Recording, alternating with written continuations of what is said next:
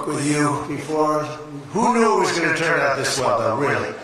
I told you we were going to do a lot of things. Nobody thought it was going to turn out like this. This has been crazy. But it's a true honor to be back at the Detroit Economic Club with the businessmen and women who are really the economic engine of America. That's what you are. You've become more of that since I've been in, a lot more. Factories and plants were going to close, and now they're going 24 hours. I just got Bill Ford, who's running his plant, 150 plant, 24 hours a day, round the clock. It wasn't running that way 2 years ago, I can tell you.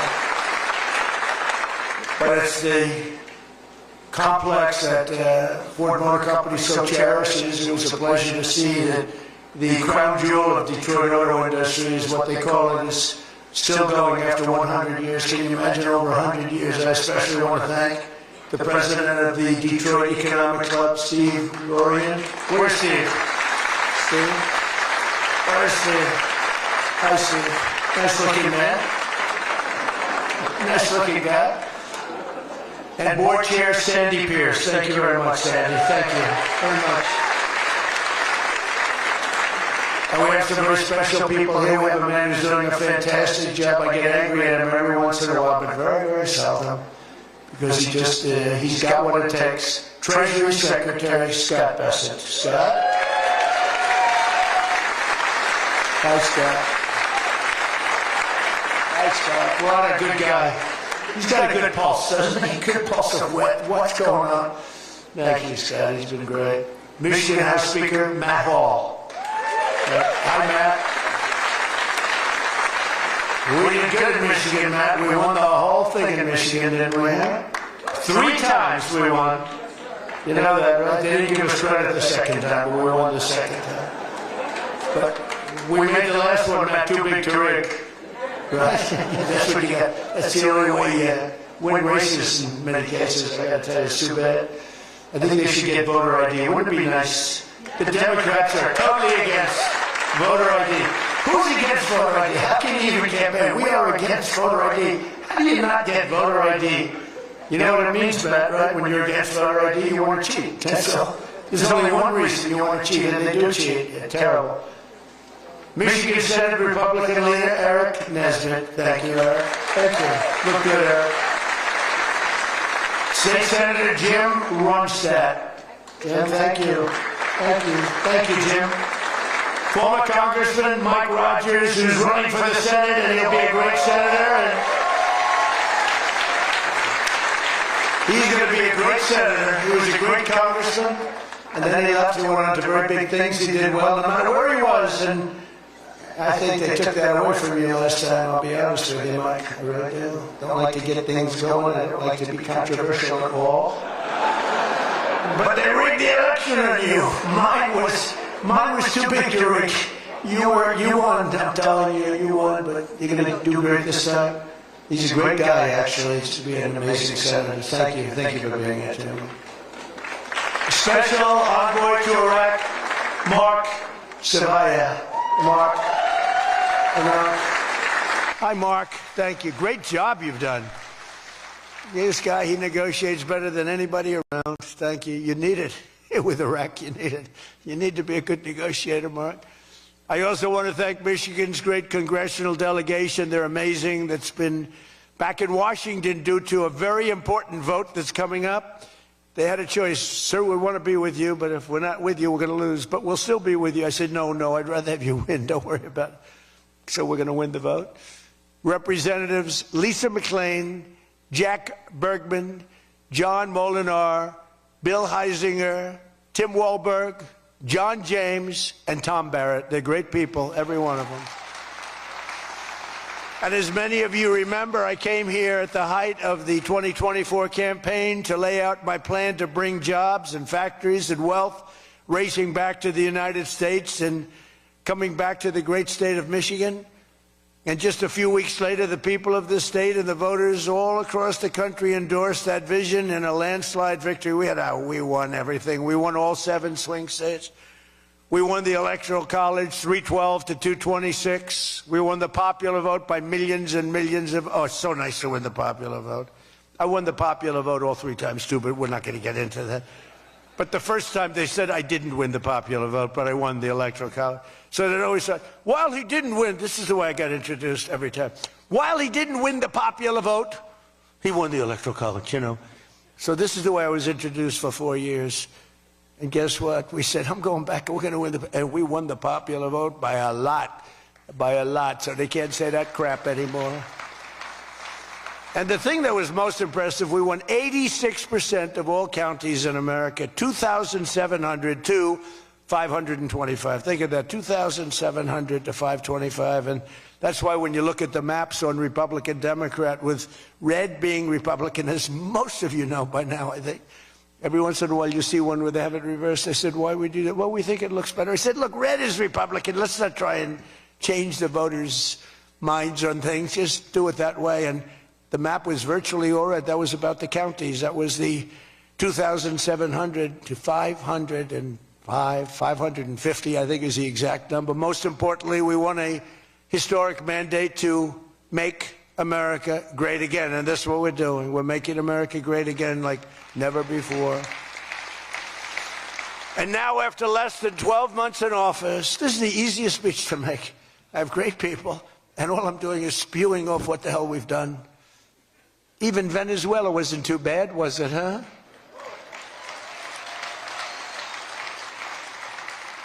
But you have people, Democrats, they say, I don't know if we should have done Venezuela, I don't know. Anybody that says that hates our country, okay? That was as flawless an attack as there has ever been. And they asked us to help them. They have 50 million barrels of oil. They said, take it. It's $5 billion. And we did. We're working with the Venezuelan people and representatives, and it's amazing. But that was an amazing situation. But we did al-Baghdadi, flawless. We did Soleimani, flawless. We did the Iran nuclear attack where we wiped out their nuclear capacity, which would have been very bad. You wouldn't have peace in the Middle East, flawless. We did them all flawless. I want to keep it going that way, too. I like flawless. Think about Jimmy Carter, the great Jimmy Carter, with the helicopters crashing, the hostages all over the place. Remember that one? Think about Sleepy Joe Biden with Afghanistan. What a disaster. The most embarrassing day in the history of our country, in my opinion. Real dope. Now, after less than 12 months in office, I'm back in Michigan to report to you on the strongest and fastest economic turnaround in our country's history. It's really been historic. There's never been, we're not 12 months, we're through 11 months. We've got $18 trillion being invested in our country. The most of any country ever was 3. We're at 18. There's never been anything like this. You are so lucky I allow you into this room to even be with me. I'm kidding. I'm kidding. The fake news will say Donald Trump thinks he's hot stuff. Right now I'm feeling pretty good, though, I will say. Oh, you're so lucky to be here. Under our administration, growth is exploding, productivity is soaring, investment is booming, incomes are rising, inflation is defeated, America is respected again like never before, and other than that, we're not doing that well. Now think of all those things I just said. Every single, inflation down, growth at an all-time high, stock market every day, 48 days in a row, 48 days during the course of 11 months, we hit a new high on the stock market, all of them. 1 year ago, we were a dead country. Now we are the hottest country anywhere in the world. That was said to me by many leaders. By almost every metric, we have quickly gone from the worst numbers on record to the best and strongest numbers, the most dynamic numbers, and an economy that is far ahead of even my optimistic. I had a very optimistic schedule, I thought. I didn't think it was, but people said it was very optimistic. Turns out to be very pessimistic by compared to what we've done. But we'll go down as the greatest in history, greatest first year in history nobody's ever had, just based on the numbers, based only on the numbers, not based on me, based only on the numbers, because, you know, you get these guys like the governor of California likes to say how well he's doing. California's doing horrendously, but he says how well. We base it on numbers. There's never been numbers like this. Through 4 long years before I took office, crooked Joe Biden and his allies in Congress inflicted the economic nightmare known as stagflation. How many times have you heard the word? We hit it with Joe. We hit everything. What a disaster. Meaning low growth and high inflation. How does that work? Not good. So you have lousy growth and high inflation. In fact, it's the lowest growth ever and the worst inflation in the history of our country. That is really tantamount to not having a good 4 years, right? In other words, Sleepy Joe and the people that ran the auto pen were a complete and total disaster for our nation. They were a disaster for our nation. Had they won the election less than 1 year ago, we would have been, as I've often said, Venezuela on steroids. Now I'm Venezuela's biggest fan. We're working with them, but they came down from a very high number to a disaster, a disaster. And we would have been Venezuela on steroids, and we're bringing Venezuela back, and we're going to be great for Venezuela, great for our country. We're taking in, as I said, millions and millions of barrels of oil, and now they're coming in initially on a daily basis, 50 million, and values of over $5 billion. That's in one day.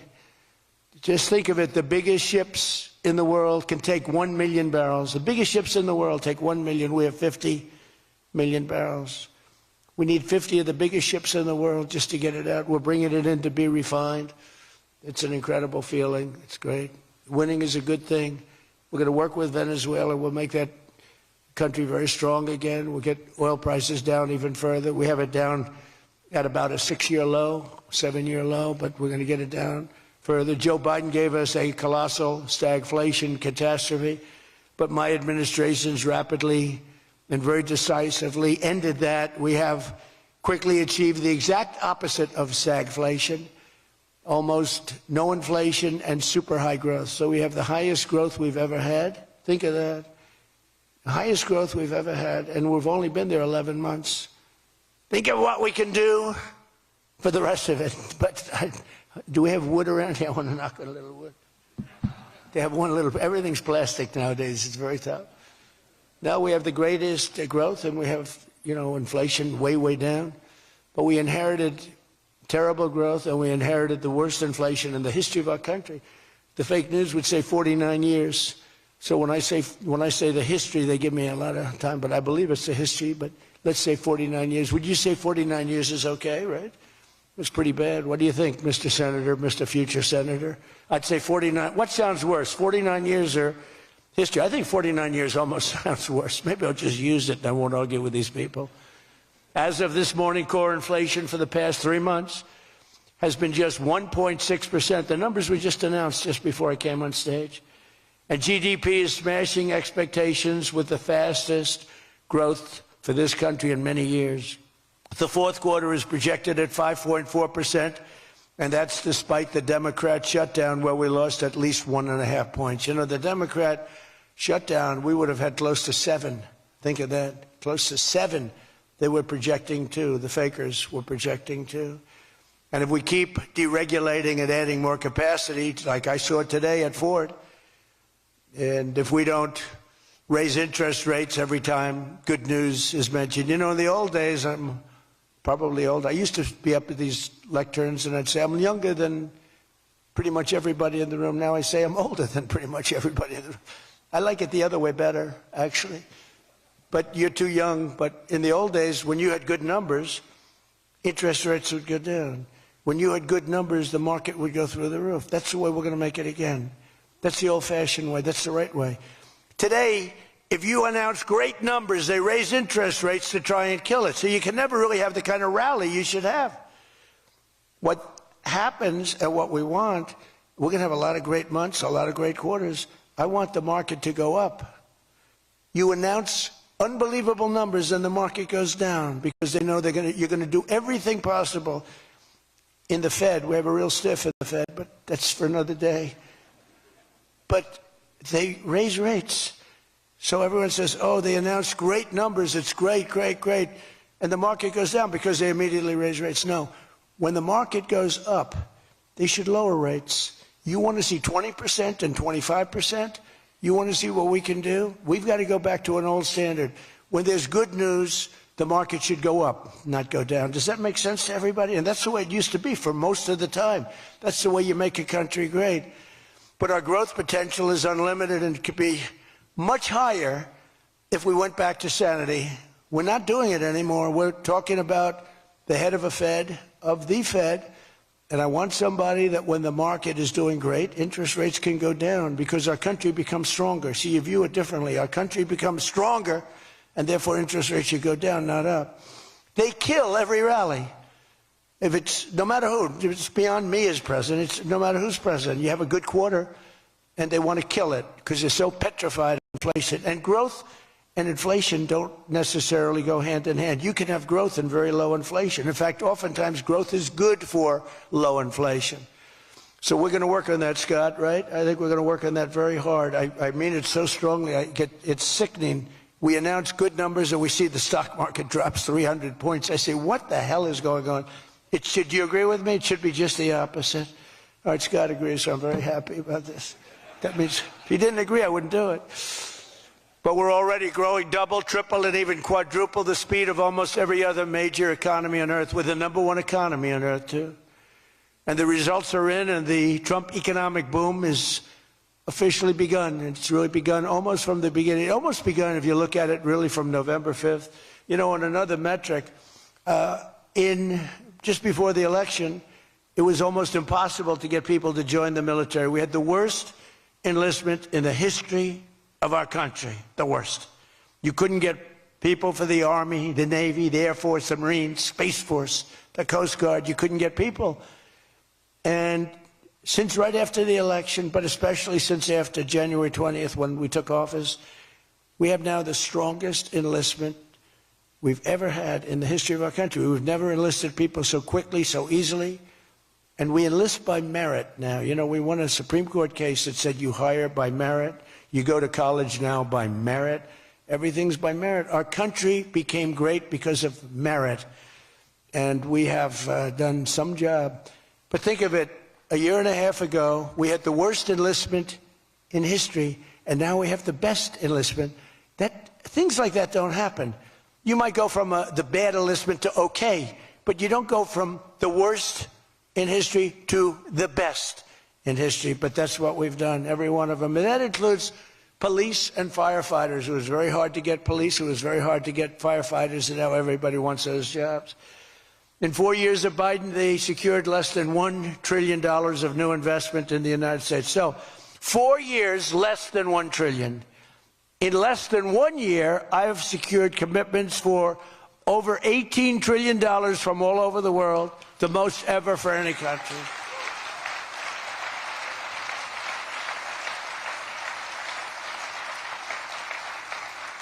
Think of that, though.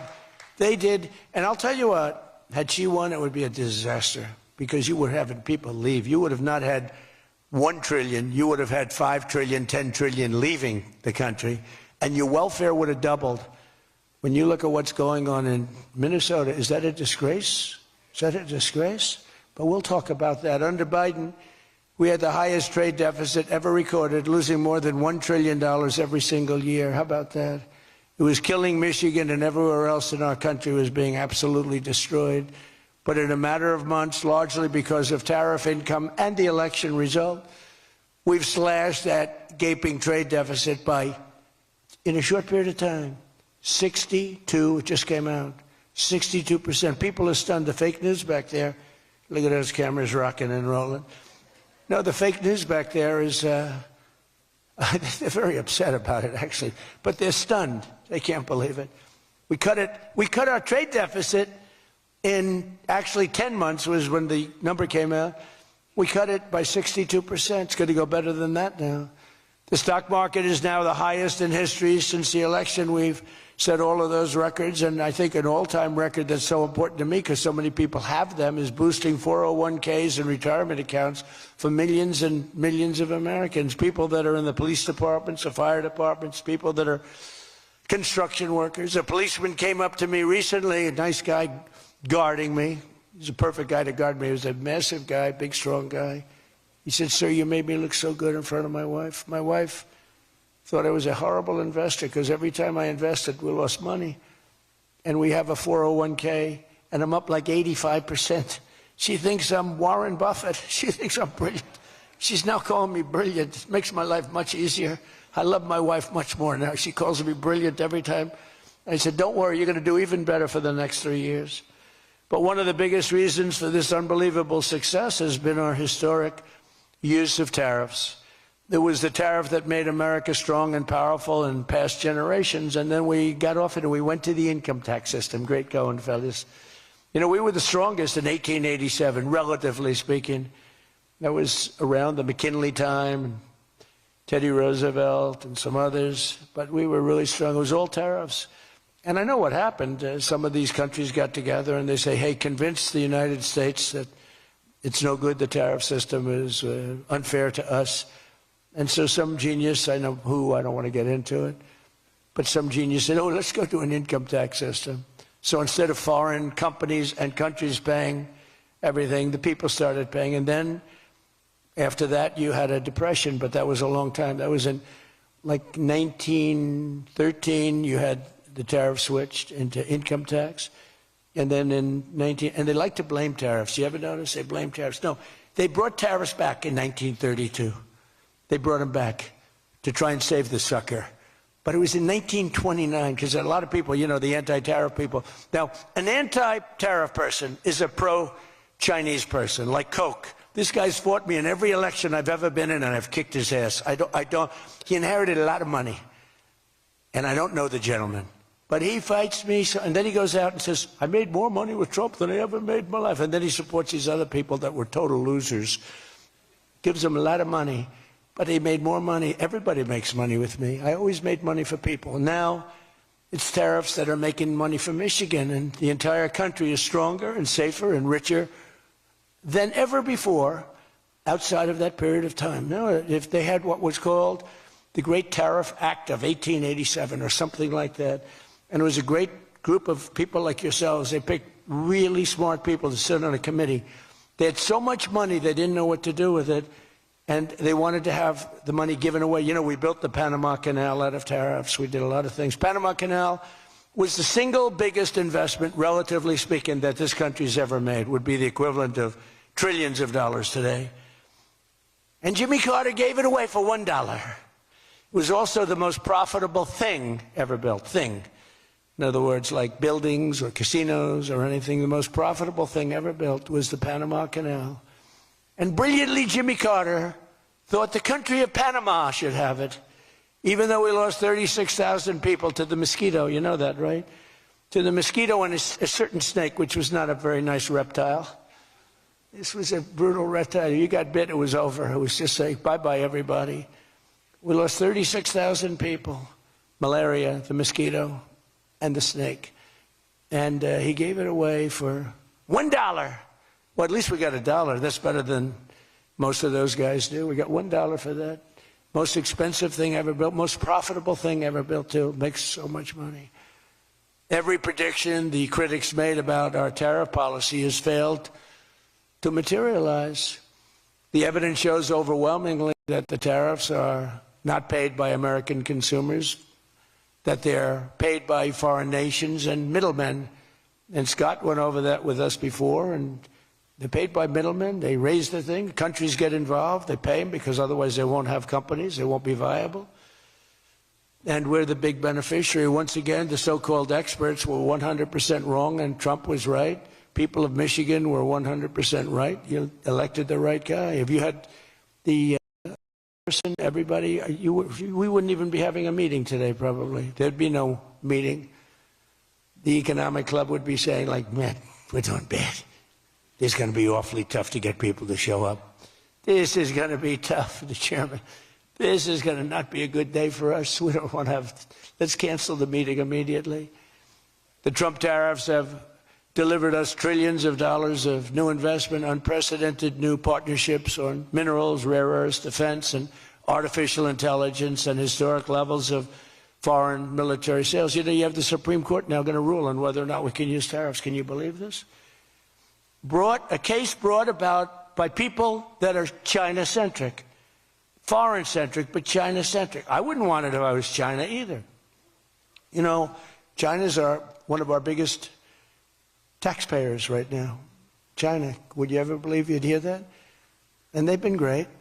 My relationship with President Xi has been great, but we have a group that's foreign-centric, China-centric, suing, and we'll figure something out if we don't win, but we should win. I mean, we should win. So great for national security. I ended 8 wars. Think of that, 8 wars. And without trade and tariffs, you wouldn't have been able to end any of them. But they brought hundreds of billions of dollars pouring into the United States Treasury, helped curb inflation, and helped cut the federal budget deficit by a staggering 27%, and that's only for a short period of time. The number's much bigger than that when you add in the full year. And I've told people I got into a lot of trouble because of the fake news back there. I told people, I said, tariff is my favorite word. I said, my favorite word of every word is tariff. I've loved it for 40 years. I came here many years ago. Remember, they said I didn't come here. Then they found out I did. I got an award in Detroit, in Michigan, many years ago, and still have it. They said it never happened. It did happen. Turned out I didn't notice any apology. But all I did was talk about you're losing your car industry. This was long before I ran for politics. They said you're losing. I said, why are you allowing these foreign nations to take your car? You know, you lost 57% of your car industry. The good news is you're getting it back. But I said, why aren't you using tariffs? I've been very consistent, I will tell you that, for years and years. Even as a private businessman, for years I used to, because I get, for whatever reason, a lot of publicity always. I don't know if that's good or bad, but it happens. And I talk about the importance. But I said, recently, I said, tariff is my favorite word in the whole dictionary. There's no word. And I took a lot of heat. They said, what about your wife, your children? What about religion and God? What about Jesus? So I said, all right, it's my 5th favorite word. And since then, I've been fine. They hit me hard, these people, the fake news. They were killing me over tariff. He likes tariff more than his wife, more than religion. He likes tariff more than anything. What a disgrace. So I now call it number 5, and I'm in good shape. That was a rough day. It's my favorite word, and I got killed. Every word, you know, when you go up here, you take a big chance, especially me, because I go off teleprompter about 80% of the time. But isn't it nice to have a president that can go off teleprompter? When you think? Remember the speeches Joe would make? First of all, they'd last a matter of seconds, you know. Thank you very much. You ever notice Joe would always cough before a speech? State of the Union, he gets,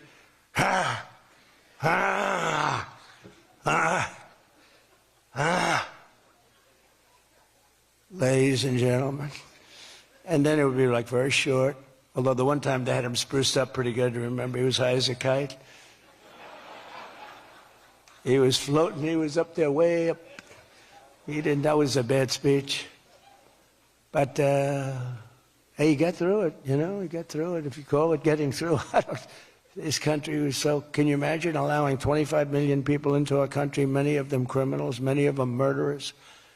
What he did to this country, what they did, because it was the people surrounding that beautiful, resolute desk. But just as I promised you that I've imposed a 25% tariff on all foreign automobiles, I'm standing up for the American auto worker like no president has ever stood up before. You know, those tariffs are keeping the foreign auto workers. Now, if they want to come in and build the plant and hire you and hire your friends and your neighbors, that's great. I love that. Let China come in, let Japan come in. They are. And they'll be building plants, but they're using our labor. U.S. auto factories are now seeing more than $70 billion of new investment. Think of that. They were leaving. They were all going. They were going in the opposite direction. Now they're pouring back. It's the greatest. Nobody's ever seen anything like it. And much of that money is coming right here to the car-making capital of the world, Detroit. You lost, I mean, so many places.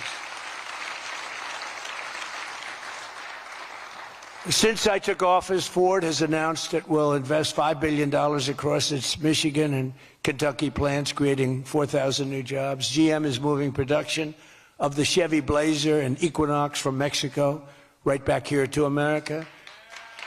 Right? Is my favorite auto worker here by any chance? You know who I'm talking about. What happens? Where's Brian? Brian. Oh, I see. He made some cash. He's after Florida. Oh, he's been very disloyal to Detroit. We're going to have to. He is such a great guy, right? Man, that guy fought for me when it wasn't the popular thing to do. He fought for me from day one. Well, you tell him I said hello to him, all right? That guy, he got it. 4 years ago, he got it, right at the beginning. He understood it better than anybody, better than the great economists. They had no clue. And Stellantis is investing $13 billion to expand its U.S.-based manufacturing plant by more than 50%. Stellantis doing a good job. Never before has an administration achieved such sweeping and dramatic turnarounds as has taken place just in this very short period of time. I mean, you're talking about 11 months. 11 months and you have a different business. 11 months and you're booming. I just spoke to an AI guy, and that's booming too. You know, we're leading China in AI by a lot. I'm letting them build their own electric plants because people are saying, you know, the amount of electricity they need twice as much as electricity currently in the United States for every other business, home, factory. They need double. So I said, we can't do that. And then I had the idea. When they build these $50 billion plants, I'm going to let them build, and they're already building big electric plants to take care of their plant. And any excess electricity, they'll sell it back to our country. It's an unbelievable, and therefore, we're going to build, I think if they really added, you know, you hear how much, and I have great respect for China, but you hear they're building a lot of electricity, but we are too. But we're having it built privately. They're going to own their own electric. They're becoming their own electricity producer. And when they heard this idea, they thought it was great, but they didn't take it seriously because they said it's too good to be true. But then they realized that I was serious. So we're getting them 2- and 3-week approvals. They don't have to wait for 20 years before they get rejected. You know, in the old days, they had to wait for 20 years, and then they get rejected at the end of 20 years. Guys would give up their whole career trying to get one approval, and then they get rejected. In every aspect of our agenda, we're putting America first, and nothing will stand in our way. Nothing's going to stand in our way. Nothing. So one of our top priorities in this mission is promoting greater affordability. Now, that's a word used by the Democrats. They're the ones that cause the problem. The one thing, they stick together. They don't have some of the people that we have. I don't know, it's a genetic thing. It's something in the blood. We got some real losers, mostly great. But I wouldn't use the name Romney because I'm in his sort of territory. So I would never use that name. But all right, I'll use it. They don't have a Mitt Romney that votes against everything. They don't have a Rand Paul that votes against everything. I got him elected twice. He was a stone-cold loser. I went to Kentucky where I won by a lot. I did a rally for him. Then I did another rally. He won. Then I went the second time. He won. Then he votes against all the time. It's just crazy. I don't get it. Then you have Lisa Murkowski and you have Susan Collins. Disasters. And you had a gentleman from Indiana that I don't believe it, Todd Young, he voted against. And you'd say, why are you voting against? They can't give you an answer. They're unable to give you an answer. It's like, why are they against the attack on Venezuela? They're against the attack after they found out it was the most successful attack, probably the most talented, most brilliant tactically attack that we've had maybe in 100 years. And they're against it. Why? It's one thing if the attack failed. I'd probably do that too, or change. I'd be in favor. Then if it failed, I'd say, I told them not to do it. That's what they do. But here we have one of the most successful attacks ever, and they find a way to be against it. It's pretty amazing. But it's a shame, and we have some others, but not many.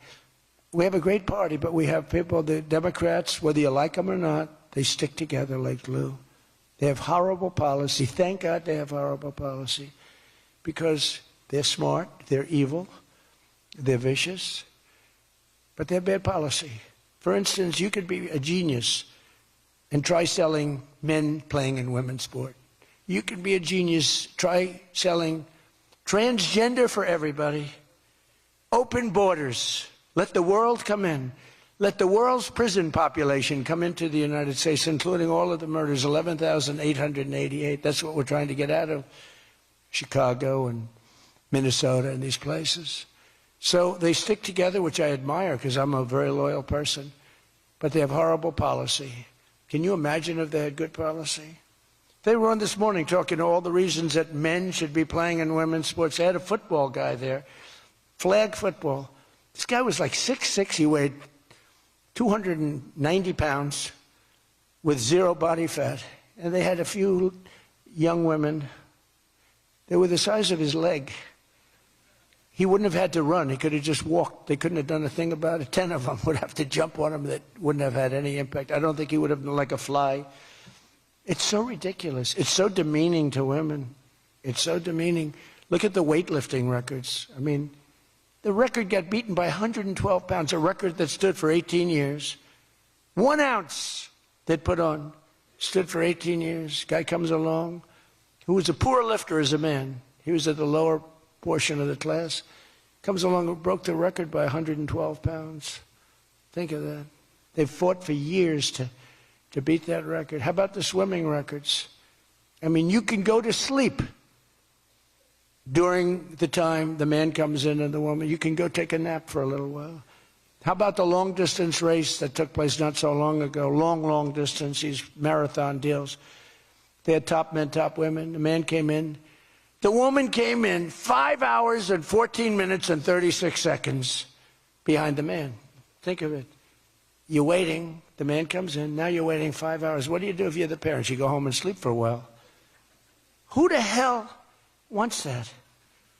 It's so demeaning to women, and who are great athletes. It's so demeaning to them, and it's right now in the Supreme Court. I can't believe it would even go to the Supreme Court. I mean, could you imagine 20 years ago talking about men playing in women's sports? They'd think you're crazy. Or transgender for everybody? If you said there will be no mutilation on children, that's one of my standard lines. We will not allow the mutilation of a child. Can you imagine having to say that 15 years ago? People would say, is that guy crazy? Of course we won't. But we're living in a different time. It's a crazy time we're living in. After real wages plummeted by $3,000 under Sleepy Joe Biden, real wages are up by $1,300 in less than 1 year under President Trump. For construction workers, wages are up $1,800. Don't forget, they were down $3,000. Factory workers over $2,000, and for many other workers, over $5,000. And I just gave the military, because we're doing so well with taking in so much money with the tariffs, I just gave them $1,776. You saw that, right? Did you see that? They had 75, and I said, you know, if you had $1 more at $17.76, they said that was a good idea. We could afford $1 more. We gave them $17.76. Meanwhile, grocery prices are starting to go rapidly down. Rent is down. Airfares are down. Hotel rates are down. Cell phone prices are down. And we're just getting started. But more importantly than going down, our growth is through the roof. It's way up. Among my first acts in office was to end the radical left war on oil and gas and stop the crusade to kill American energy, and frankly, to open up cars so that you don't have to have an electric car. I love electric cars. I think they're great. I like Elon a lot. I don't think he was too happy with my policy of opening it up, and I can understand that. But I've been saying it for 4 years. They wanted everybody to have an electric car in a very short period of time. There was no way to build the stations. There was no way to get it done. I want you to have gasoline-powered cars. I want you to have electric. I want you to have hybrids. I want you to have everything. Hydrogen, I don't know about. I'm hearing it's not testing so well. It's fine, except when there's an explosion, you're a goner. Now, have you heard that with hydrogen? One guy's trying to sell hydrogen, and I say, yeah, but, sir, that only happens 1 in 100. Oh, great. When it happens, they find the body like 300 yards down the road. So I said, I'll pass on hydrogen. Maybe there's something I don't know about, but is anybody in the hydrogen car business? Gasoline is now under $2.50 a gallon in 17 states and under $2 in many places. We have some states it's $1.95, $1.99, $1.97. As we speak, these are gas stations, and think of that. We have gas stations in the Detroit area where you can fill up for less than $2.30 a gallon, whereas 2 years ago it was $4.50, and in many places it was way over $5. Think of that, $2.30. You see it. That's like a massive tax cut, which we gave you under the great big beautiful bill, by the way. No tax on tips, no tax on Social Security, no tax on overtime.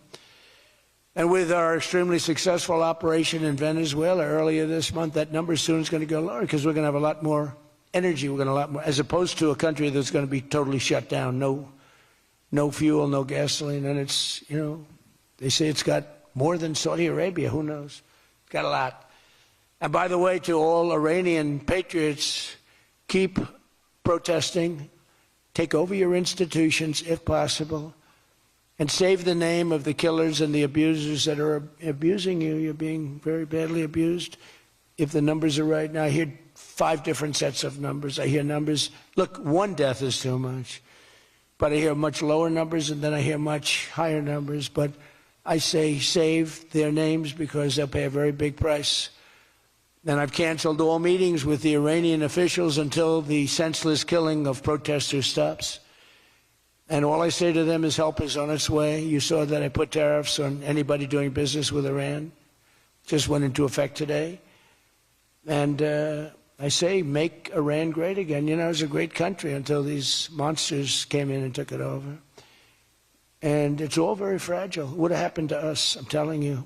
If I didn't win this election, it would have happened to us. In the coming weeks, I will be laying out even more plans to bring affordability. And again, remember, that's a fake word by Democrats. Prices were too high. They caused the high price. They never want to talk about affordability. They always go, this is an election about affordability. I say, they caused it. But they're good at that stuff. They're good at that stuff. They're fake, and they're good at that stuff. It's an election about high prices that was caused by the Democrats and that I brought down a lot. And remember, when you see energy coming down like I brought it down, and gasoline coming down, that brings everything else down. It's so much bigger than any other factor. When gasoline gets to be $1.99 a gallon, everything comes down. The donuts come down, the truck that delivers the donuts, the stove that makes the donuts, the whole thing, it all comes down. And it's coming down much faster than anybody can even believe. And remember, though, I always say, because, you know, normally when that goes down, the world comes down. That's the bad way of bringing it down. Our growth is through the roof. So I always want to say that whenever I say prices are coming down, but our growth is going way up. 2 beautiful events, the exact opposite of the Biden administration. As part of those efforts at Davos, next week I'm going to provide much more detail about our housing policies so that every American who wants to own a home will be able to afford one. We have some great things happening with housing, as you know. You saw the $200 billion buy-in on bonds and mortgages. This will include a ban on large institutional investors buying up single-family homes all over the country and making it impossible for people to buy a home. And I've also announced that the U.S. government is purchasing $200 billion of mortgage bonds to bring down mortgage rates, and it's had a huge impact. It's already started. And just last week, the average 30-year mortgage dropped below 6% for the first time in many years. It's coming down very rapidly, and that's not with the help of the Fed. If I had the help of the Fed, it would be easier. But that jerk will be gone soon. In addition, I proudly called for the credit card companies to cap interest rates at 10% for 1 year, because they're getting 28% and 30% and 32%. And it's unfair. The rates are way too high. To provide further relief to hardworking Americans, we'll also be confronting one of the biggest factors in driving up prices, the monstrosity known as the Unaffordable Care Act. You know what that is, right? It's Obamacare. It's a great name, Unaffordable Care Act. Nope. Did anybody ever think of that one before? It's true. It's the Unaffordable Care Act. Obamacare was a gift to make health insurance companies rich at the expense of the American people. In particular, the so-called enhanced premium tax credits were a corrupt payoff to the insurers, whose stock prices went up more than 1,000% after Obamacare was signed. I want the same money I want it to go directly, very simple. I want the money, those big amounts of money paid for by the government, to go directly to the people so they can buy the health care that's right for them. They can negotiate their own deal, health care savings account, but they'll buy their own health care. And everybody loves it. That's why later this week, I'll announce our health care affordability framework that will reduce premiums for millions of lower drug prices, delivering price transparency and demand honesty and accountability from insurance companies all over the country, all over the world, actually. Healthcare costs will come down very fast with my most favored nation executive order. We're doing most favored nation drug prices. When we would have drug prices stay the same, everybody thought it was great. They're going to be coming down thousands of percents. We're standing up to special interests and slashing prescription drug prices by 300, 400, 500, and even 600% and more. I mean, think of that. On that alone, we should win the midterms in a landslide. I'm doing favored nations. The country that pays the lowest price in the world is the price that we're going to pay. And we got that because of tariffs, because I said to the countries they wouldn't approve it. The drug companies were tough, but they were fine. But they said the countries will never do it because you have a pill that sells for $10, you have to sell it for 20 or 30, so you'd have to double or triple the price of their health care there for prescription drugs. Ours would come down from $130 to $20. Theirs would go from 10 to 20, the world being a bigger place. And it was unbelievable, but the countries wouldn't do it, so I called the countries. I said, if you don't do it, then I'm going to put a tariff on you. And the tariff's going to be 20 times more than the cost that you're having to pay for fair health care. And every one of them said, sir, we agree with you 100%. We would be honored to do it. It was really rather amazing. We could never do it. So think of that. You have most favored drug prices. Your drug prices are going to go down like from $100 to $10. Nobody can believe it. And we can't get the fake news to write about it. It's the biggest thing to happen in medicine. It's the biggest thing to happen in healthcare. And I cannot get the New York Times, I cannot get anybody to write about it. When we got it done and we announced it, it was on a page way in the back of the New York Times. Same with others. They don't want to talk about it. You know why? Because it's so good. It's the biggest thing to happen. Over the past 12 months, almost every promise I made to you right here in 2024 has been kept. I've kept all my promises and much more. I mean, I've given you much more than I gave you promises, and I produced much more than I said I was going to produce. I gave you the largest tax cuts in American history, cutting taxes across the board in the great, big, beautiful bill. And as I told you, I mean, who would have gotten you no tax on tips, as I said before. No tax, I said over and over again, no tax on overtime, no tax on Social Security for our seniors. Any senior should be voting for us because the Democrats won't do this. It doesn't work for them. And we also made interest on car loans fully tax deductible so that when you go out and buy a car, if you have a mortgage or you get a loan on a car, you're allowed to deduct interest for the first time ever. That's never happened before. But only for cars that are stamped with the beautiful words, made in the USA. In other words, we're only letting that take place if the car is made like in Detroit or in the USA. Our tax cuts also provided 100% bonus depreciation on all new equipment and capital investments, meaning that for any manufacturer looking to bring production back to America, you can write it all off, everything. Not in 38 years, not in 44 years, in 1 year. You write the whole thing off in 1 year. That's the biggest thing there. I think that's the biggest thing. That's the big job producer.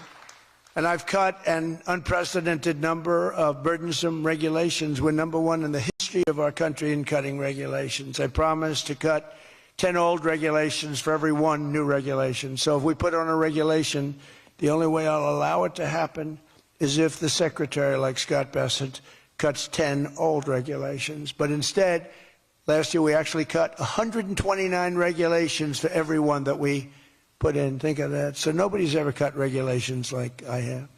I terminated the insane electric vehicle mandate and ended the war on internal combustion engines once and for all. Those engines were gone. And some people like them. And if they like them, great. And if they like electric, if they like any form of propulsion, any way you want to propel your car is okay, except for a couple of them, as I discussed. So I permanently stopped Joe Biden's ridiculous CAFE standards. You know what the CAFE standards are? They're standards that make it impossible for you to build a car affordably. They make it impossible for a car to really work right. The CAFE standards sound so nice. The CAFE standards, it's environmental standards that are impossible to meet. And we're canceling the EPA's absurd tailpipe emission standard, one of the worst ever. And I revoked the California emissions waiver to stop San Francisco communists from regulating automobiles all over our nation, all over our world. Boy, I have done so much for the car industry. It's crazy. Nobody thought it was possible to do this. And that's why your industry, and not everybody's in the car industry. How many people are in the car industry in this room, in one way or another? That's a lot, relatively. That's not bad. Another urgent priority for bringing down the cost of living is to stop the colossal fraud that is bleeding American taxpayers absolutely dry. The fraud being committed by the Somali population in Minnesota. Have you heard of them? They're lovely people. Is monumental. And California, Illinois, New York, and others are just as bad. Our country has been losing over $500 billion to fraud every single year, but those days are over. We have the best group you've ever seen assembled going after fraud. In Minnesota, we're cracking down on the Somali scams, ending the brazen and shameless theft of taxpayer dollars. Well, it's going on in Maine, too, with Somalis. You know, and they don't take our ships anymore. You know why? We hit them with the same missile that we used to hit the drug dealers coming in with the boats. You know, we have drugs coming in by sea down 97%. You've seen that? 97%. And we're trying we're really trying hard to find out who the hell is the other 3%. But we have them down 97%. And we're going to start hitting them by land, too. The hard part is done. By sea, nobody's coming. It hasn't been great for the fishing industry, however. Those that have a fishing boat, they're having a hard time getting customers. But you can't have everything. Nobody wants to go on boats. Nobody wants to go like 25 miles an hour. When you see a boat with 5 engines on the back of it going 65 miles an hour, and it's loaded up with hundreds of bags that you see cellophane with white, typically it's not fishing. How about the couple of submarines we took down? We took out 2 submarines, and the Democrats say they were fishing. No, they were submarines. They were actually, they build a very fast, it's a drug-carrying submarine. They have a lot of money. And we took them out, and the Democrats claimed that they were fishing. We shouldn't ruin people's beautiful fishing journey. It's unbelievable what we have to go through. It's really a shame, actually. We froze it all, children's payments to those states that we're talking about, and we will now require proof of attendance in order to receive federal funding for child care or any of that. How about all these child care places in Minnesota where there is no children? They go there, they get paid millions and millions of dollars. The biggest operation in all of Minnesota had no children. And we pay millions of dollars. They're scammers. They're scammers. They always will be. And we're getting them out, and we're not going to pay them. We're not going to pay Minnesota. Right, Scott? We're not paying Minnesota any more money for that, any of that crap. It's a big scam. It's a giant scam run by an incompetent, crooked governor. He's an incompetent, crooked guy. And also we're freezing any and all welfare payments going to illegal immigrants that will start effective immediately. So when illegals come into California, Gavin Newsom, they come into California and they send us bills for people coming in. We're not paying it. So we're working on that very strongly. Just don't pay it. As Nancy Reagan would say, just say no. You remember Nancy Reagan? Just say no to drugs. It's a little more difficult than that, I guess, right? But just say no. Additionally, from this moment forward, if you're on public assistance like almost all Somalis are, did you see where 94% of them are on public assistance? You can't wire money out of the country back to your bank account from where you came. But more importantly, we probably aren't even going to give them the money anymore, the money going to them, because of the tremendous abuse and probably illegality being perpetrated on our country. We're not going to give them the money. We're not giving them the money. It's massive numbers of people are scamming our country. You know, they came from a place with nothing, and they come here and they drive around in Mercedes-Benz. You know, the Mercedes-Benz dealers do well in that area of Minnesota. Can you believe it? They have nothing. They get welfare payments, and they have Mercedes-Benzes. It angers me so much, but we're going to straighten out our country. This was done under Biden and Obama, very much under Obama. It all started under Obama. And we just can't. We've got a great country. We're not going to screw it up. But this was one of the great scams ever. They have the same thing, Somali in Maine. Who would think? I never saw that happening. But in Maine, it's really crooked as hell, too. But it's not just Somali. It is them, but it's not just. There are many other places, many other people. The whole country, if we stop this fraud, this massive fraud, we're going to have a balanced budget. That's how much money you're talking. We'll have a balanced budget without all the growth I'm talking about. And then you add the growth, we got one hell of a country.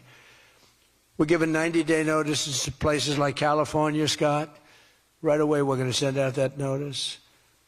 Who would bill the federal government as people poured into the state to send those people back because no country can afford to do it? No country can afford to take in millions of people, pay for their education, their health care, their hospitals. You just can't do it. And we all have a heart. You can't do it. But many of those people are murderers. They're people released from jails, prisons, mental institutions, insane asylums. They're people that are drug dealers. They're addicts.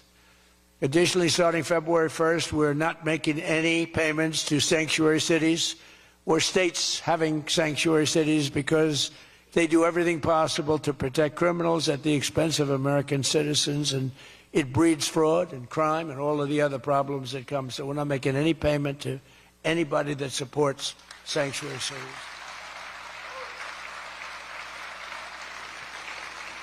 We have also suspended nearly 8,000 SBA loans, Small Business Association loans, to suspected scammers in Minnesota, of which there are many. It's a great state. It was a great state. Now it's getting destroyed by that stupid governor. What a stupid guy he is. But he's a crook. I mean, he's an incompetent guy, but he's a crook. He allowed this to go. You can't have corruption on a scale that nobody's ever seen before, and you're sitting as a governor and you don't know what's going on. It's impossible, even though he's a stupid guy. We're investigating large-scale visa fraud, and the Department of Justice has already charged nearly 100 people in criminal conspiracies in Minnesota. They're all over the place. Last week we announced that I'm creating a brand new division at the Department of Justice, a legal strike force led by a really tough, smart new Attorney General for fraud. He's a fantastic young guy. He's so impassioned to do this properly. We intend to imprison any fraudster, politician, or public official involved in these sick plots to loot and pillage our country. Think of that Ilan Omar. She lives in Somalia. They don't have a government. They don't have a military. They don't have police. They don't have anything. All they have is murder and robbing ships, bringing in ships, pirates. That's stopped. Same missile, ping. That's the end of them. It's amazing how that can stop corruption. Those missiles, they never miss, you know. The same one, exactly the same one. But think of it. She comes from a country with nothing, and she comes here and she tells us about our Constitution. I have a constitutional right to rip off the country. I guess she's a total scam artist. Anybody knows it. How do you let her get away with it? AOC +3. She was one of the three. They're all scammers. They're so bad for our country. They're so bad for our country. Our ICE operation in Minnesota, for example, is finding hundreds of killers, violent predators, and child rapists, some of the worst criminal offenders anywhere in the world, murderers all over the place. All we want to do is get them out. Did you see the pictures that we put up? Hundreds of them. Murderers, wanted for murder, wanted for the worst drug selling. One of them is one of the biggest drug dealers in the world. And vicious, sells bad drugs too. Bad drugs, like if you take a tiny little morsel, your child is dead. And we're getting them. But it's hard to get them because they make it so impossible for you. And you wonder why. Why would they do that? You know, do they want to live with murderers? Do they want to live with these people that are emptied out from prisons? They have a lot of people. One of the reasons I was so angry with Venezuela, they emptied their prisons almost entirely into the United States of America. Tren de Aragua was the gang, one of the worst, probably the most violent gang there is anywhere in the world, they say.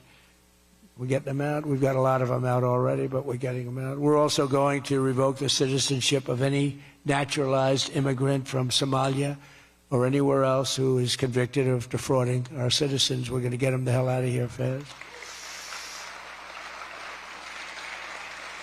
And if you come to America to rob Americans, we're throwing you in jail and we're sending you back to the place from where you came. We're throwing you right in jail.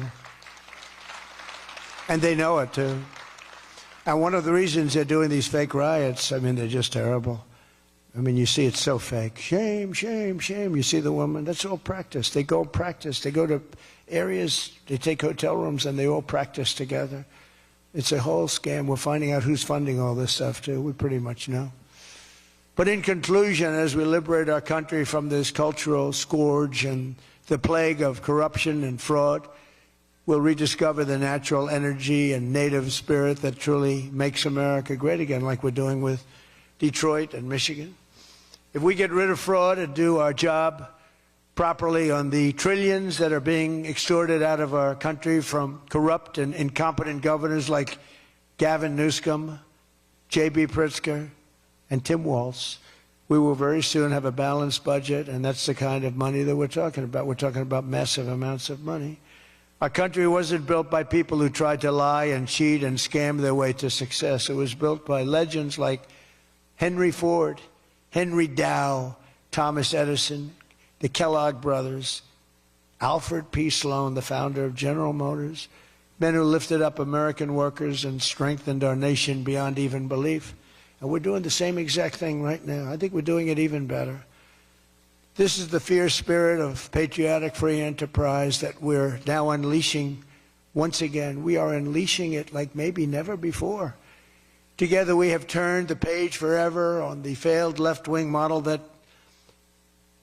makes our America poor, desolate, and makes people feel sorry for us. That's what we had. We had a country where our leader was laughed at and our country was scorned. We had a country that was laughed at. They laughed at us. 2 years ago, they laughed at us. They thought we were fools. They thought we were stupid people. Now we're seeing that they're not the smart ones. We are. But we have a great America, and we're going to enrich it. And foreign nations, foreign migrants, criminal fraudsters, and corrupt politicians are not going to play a role anymore. They're going to be in jail. Under the Trump administration, we're reclaiming America's dignity, rebuilding America's wealth, and we're putting the productive, hardworking American citizen at the center of every single thing that we do. They were the ones that built America, and they will build it up again, and that's what they're doing at levels nobody thought was possible. So today, after less than 1 year, our border is secure. Remember, they talked about the border, how bad? In 3 weeks, I didn't go to Congress. I said, secure our border. And they did.